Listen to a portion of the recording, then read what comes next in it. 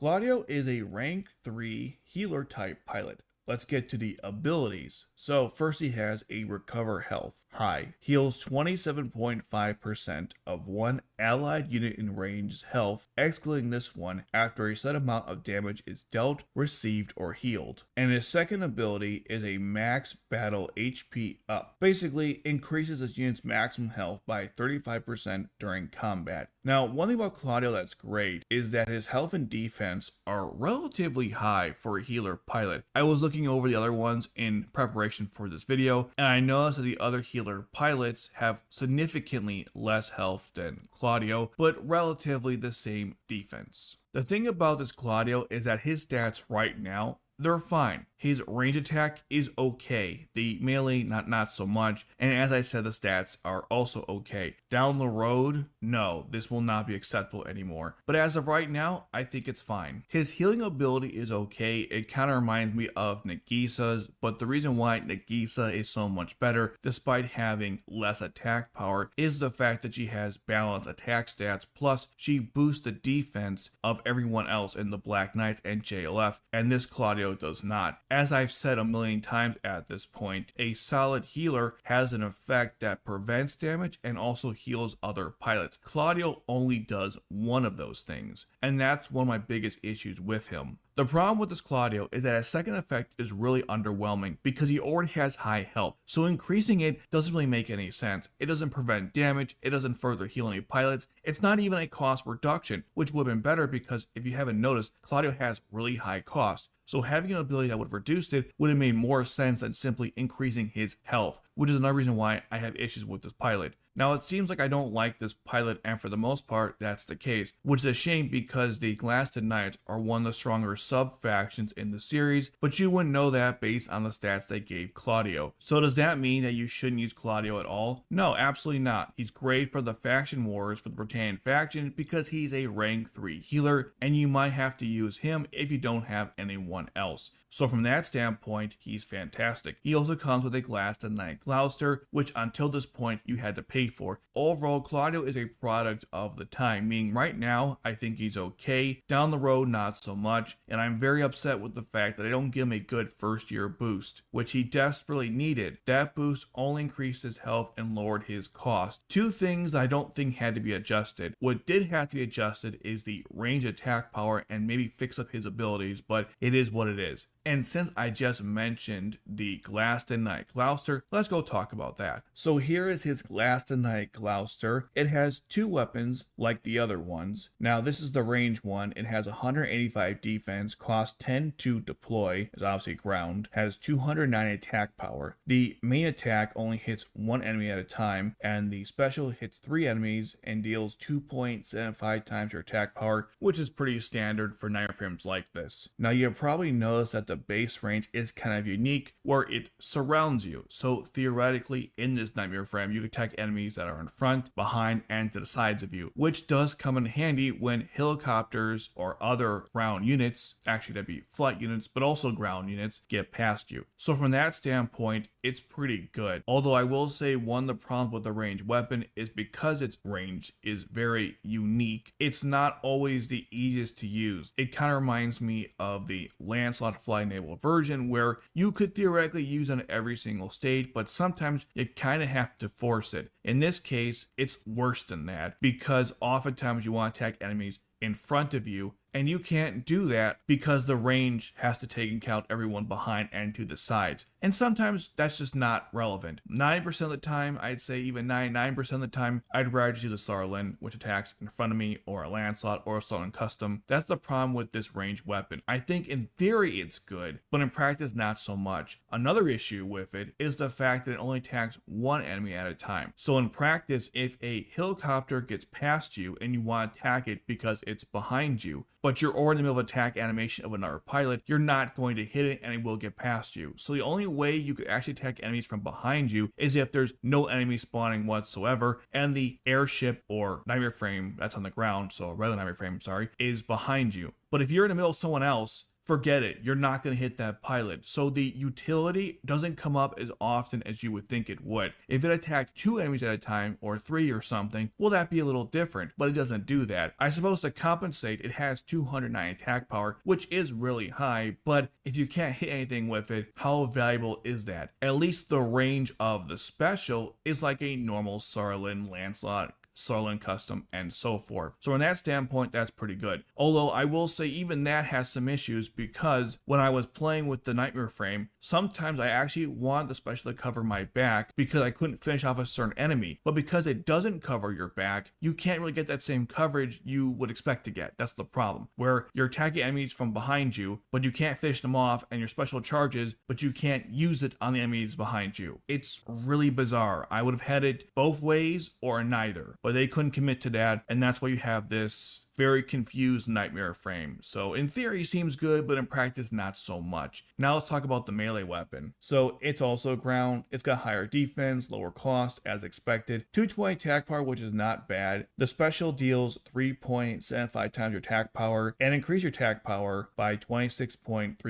for 17.5 seconds. By the way, it only attacks a single enemy on both its special and range. The lance is okay. The problem with it is that it only attacks one enemy at a time for both the special and the base attack. It has no blocks, so obviously if you can't kill what's in front of you, well, it's gonna get past you more than likely. Now the thing is, with this weapon and also the range weapon, these things are extremely dated now in the game. Just for some context, when the game first came out, this was a Nightmare Frame that you had to purchase, meaning with your own money. And so at that point in the game, this was pretty good because the game wasn't that far along. But now we are at the end of R1, and so this Nightmare Frame is not that good anymore, unfortunately. Both of the weapons are not as effective, they seem dated, and there's better options out there, even budget options. For example, the Sarlin Custom and the Lancelot Club are way better lances because even though they have less attack power, one of them has a block and both of them stun, which is way more useful, and they attack more enemies on special. The cost might be a little higher, well, not the Sarlin Customs, but the Lancelot Club, but you get way more out of it, so it's comparable. That's the problem with the melee weapon. Also, it's not really worth investing your time into this Nightmare Frame because it does not get a first year boost, unlike Dalton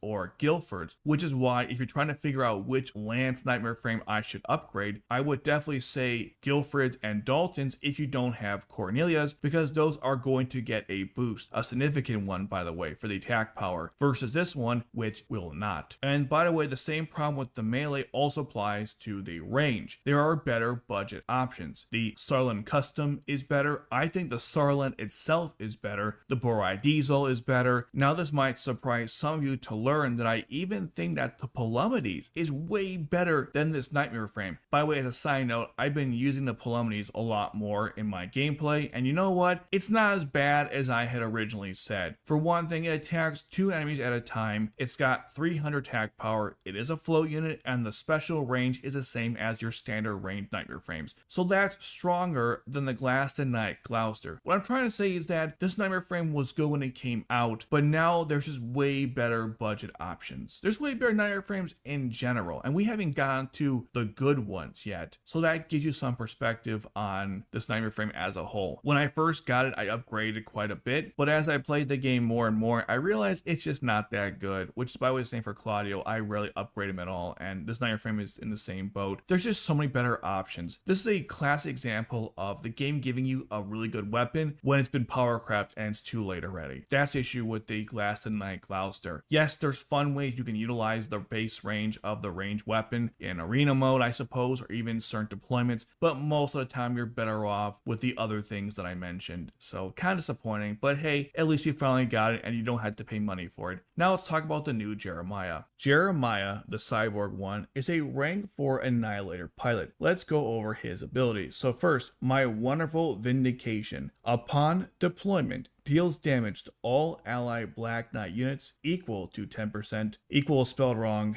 yay. Anyways, to 10% of their health 5 times. I think it's 5 times their health, I'm not sure. So is it like 50%? I'm not sure. And increases unit attack and defense by 35% for 60 seconds. Then during combat, the cost to change the facing of this unit, so the direction within a float unit nightmare frame, is reduced by 50% and increases the deployment points by 50% when this unit withdraws. Now, one thing about Jeremiah that you probably noticed is that he has really high health and really high defense and really high attack power and a really fast redeployment time, but he has a really high cost. He's a really powerful annihilator from the melee perspective, and he's also a pseudo defender, especially when using a Siegfried, which has one of the highest defenses in the game. Technically it is the highest, but it will be overtaken by the Mordred and the Shinkiro, but that's not for a while. I mean, we have the Mordred, but I'm talking about the melee weapon of the Mordred, just for clarification. So the point is, he's a really powerful nightmare frame pilot, and he also gets a really nice first year boost, unlike Claudio, where they increase his health, defense, and attack power. Now, the thing about this Jeremiah is that his design is kind of confusing to me, but I also kind of understand it at the same time. So he has a fast redeployment time, but he also has very high deployment cost. But he also increases your cost when you withdraw him. But when you deploy him, he increases attack power and does damage to all your allies, not the enemies. So it's really weird that they try to give him a cost increase ability because the other two Jeremiahs had one. So I figured that's what they were trying to do there. But it's just really bizarre. They gave him an ability where he'll do damage to your own units. And the only way that's ever going to happen is if you were just dumb enough to make a team with other Black Knight pilots and put Jeremiah on said team. And even worse, let's say you do that, but you for some reason deploy Jeremiah next to your pilots. Like, you have to deliberately aim him on your own pilots to hurt them. It's a really weird situation where you have to be really dumb to make this happen. And I can't think of many situations why you'd want to make it happen. Here's one. Let's say hypothetically you're fighting against a boss on a mission and you need Colin's immortality ability to start right now. You could place Colin, then place Jeremiah, get her health below 50%, and her immortality ability will be triggered, which could be useful because certain pilots like Cornelia can one-shot Colin before she has a chance to activate her immortality. So if you need to get it off right now, this is a way to do it. But that's so niche, and that's not going to come up often in the game, and I just came up with that top of my head based on my past experience. But what I'm saying is, most of the time, that ability just won't come into play. And while I don't mind the cost increase when you withdraw, it's just annoying that he has a really high deployment cost to begin with, which gets even higher when you combine him with the Siegfried. But at least the Siegfried boosts his skill to 5. You could, of course, use this Jeremiah with the Sarlin, the purest one, and that would kind of mitigate some of these problems, but he is a really powerful melee attacker. So if you put him in the Sarlin, he won't be used for those purposes, just as a cost increaser, which I guess is a fair strategy, but it'll still cost quite a lot, even with the Sarlin to deploy him. His cost increase ability seems contradictory to the fact that he's a bulking war machine that you want to keep on the battlefield and keep causing damage, which is frustrating because even the attack and defense boost are only for 60 seconds, which means you have to withdraw him and then redeploy him if you want to keep getting that attack boost, compared to other pilots who just do it every 30 seconds while they're deployed. So this Jeremiah is kind of all over the place, which is frustrating because at the core of what he is, he's a very powerful knife frame pilot, but you have to deal with all these things they gave him, which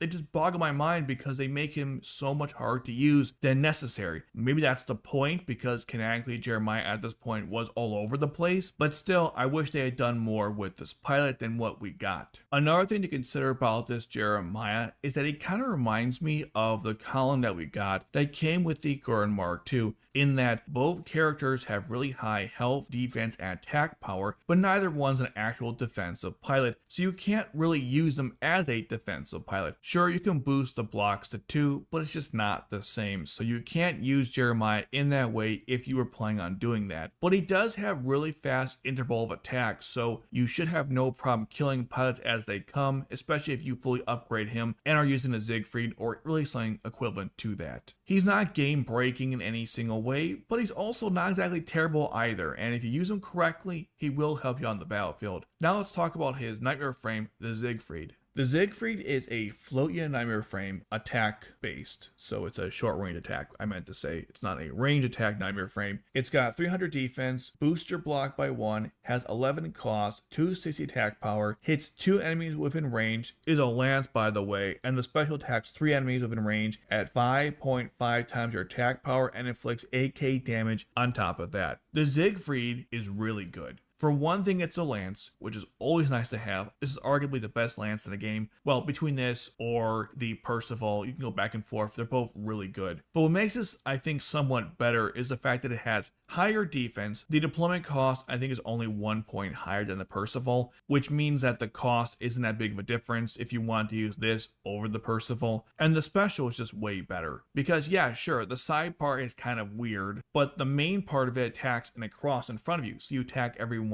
in front and also the sides, which is super useful. And the special damage itself is also incredible. And even though, like I just said, that the other parts of the special range are weird, if you time it correctly, you can kill a lot of enemies that are surrounding you, which is what makes the Siegfried so damn powerful. Arguably, this is probably the best attacker now in the game, at least the melee attacker, because just how powerful it is. Yes, the 260 attack power might seem a little underwhelming as the game progresses, but the special range and the actual effect itself make up for that, which is why even now on the Japanese side, the Siegfried is still really good. The reason why I don't use it much is because they did release better nightmare frames. And when I say better, I don't necessarily mean the damage output, I mean the abilities. Because the thing about the Siegfried is that while it has a really good special, it doesn't have any additional effects besides dealing fixed damage and a damage multiplier. Some nightmare frames now will stun on top of everything else that this thing does. Some nightmare frames do more fixed damage. Some nightmare frames don't do any fixed damage, but they have like 3 or 4 effects from the special. But because this nightmare frame doesn't have those abilities, you may end up opting not to use it when better options come out.